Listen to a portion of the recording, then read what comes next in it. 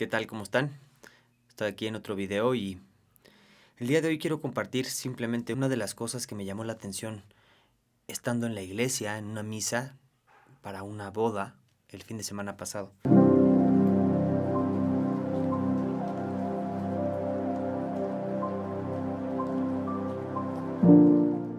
Estaba sentado escuchando al padre y lo que estaba diciéndole era un padre joven, por cierto, lo cual me llamó la atención. Tendría a lo mejor 30 y pocos años, y no es tan común hoy en día ver a padres o a sacerdotes jóvenes.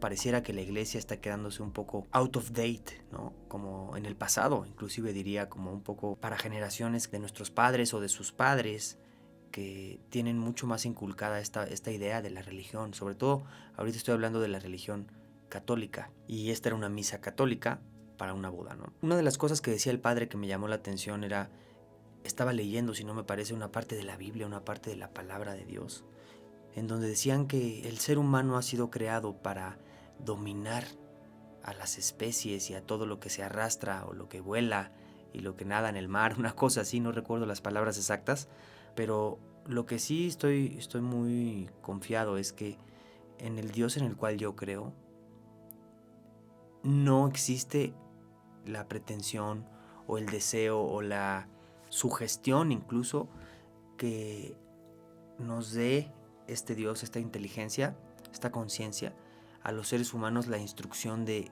dominar a los animales y a las criaturas de la tierra. Yo creo que la idea de la dominancia o de dominar a algo o a alguien viene más desde el ego, el egoísmo humano, viene más desde nuestro propio entendimiento o mal entendimiento de la realidad y de sentirnos separados de lo demás, ¿no? Porque cuando nos sentimos en conexión con lo que nos rodea, con el planeta, con las plantas, con los animales, ¿de dónde podría venir este sentimiento de dominación, de dominar, que al final implica una cierta especie de someter, ¿no? De sometimiento? Entonces me llamó mucho la atención, repito, porque no tengo un recuerdo de haber escuchado esa palabra, esa parte de las inscripciones de la religión católica hasta el fin de semana pasado. Ahora, yo considero que los jóvenes especialmente estamos ya cuestionándonos mucho todo lo que ha pasado con la religión católica como institución, pero también con la idea de Dios, ¿no?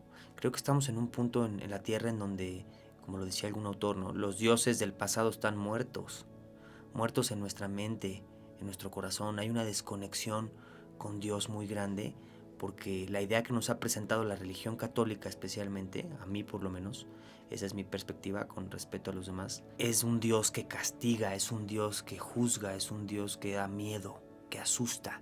Y eso como que ya no se antoja, ¿sabes? Como ser humano ya no se antoja estar rodeado de esas energías, de esas formas de pensar. Y tampoco hace sentido.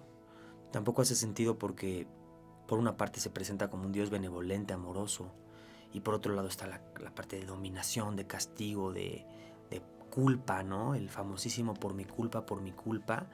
No fue hasta que me di cuenta que la culpa es uno de los más grandes demonios del ser humano, hablando de un demonio como una energía, una entidad que lastima o que perjudica al ser humano en su experiencia. Pienso hoy en día que la culpa es uno de los más grandes, ¿no? Y el hecho de que esta pequeña oración o frase en la iglesia nos hace repetir esa palabra, inclusive te golpeas en el pecho cuando lo repites, me parece un poco enfermizo.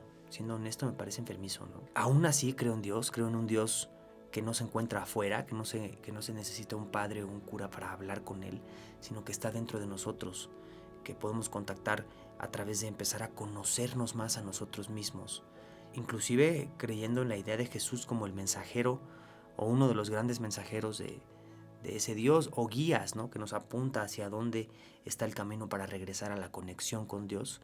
En realidad no considero que sea la imagen de Jesús completamente relacionada con la religión católica o la cristiana incluso.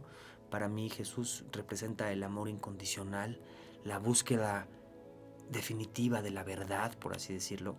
El ser que vino a comprobar que la muerte no existe y que es solamente una transición y un cambio a un plano diferente de conciencia y de experiencia. Y hay tanto de qué hablar acerca de estas cosas que tal vez podríamos incluso hacer un documental al respecto, ¿no? De la búsqueda de la verdad, la imagen de Jesús, la imagen de Dios, sacándolos de esta caja a la cual le llamamos religión, que muchas veces, para mi perspectiva, cuenta de una forma muy limitada la historia y que nos pone algunos filtros y velos de miedo, de culpa, como lo mencionábamos. Para ti, ¿quién es Jesús? Me encantaría leerte en los comentarios, escuchar qué es la religión, o más bien, qué significa la religión para ti hoy en día. Si tienes algún tipo de religión, profesas alguna fe, o si también estás en una búsqueda un poco más espiritual, más universal, y qué ha servido en tu camino. Creo que sería muy bueno y siempre es positivo escuchar en otras personas qué les ha servido, qué ha nutrido su propio viaje, su propia experiencia humana en estos términos, ¿no? Que es algo que no siempre platicamos con todo el mundo, de Dios, de la conciencia, de la religión. Temas que también pueden ser un poco politizables, ¿no? Pero sin fan de politizar o de criticar a nadie, simplemente con una conversación abierta, con pensamiento crítico. Te invito a que me dejes en un comentario cuál es tu religión, si tienes religión, si no tienes religión, para ti quién es Dios. Que nos podamos nutrir de lo que los demás piensan en comunidad. Creo que eso es algo fundamental para el crecimiento y la evolución humana, ¿no?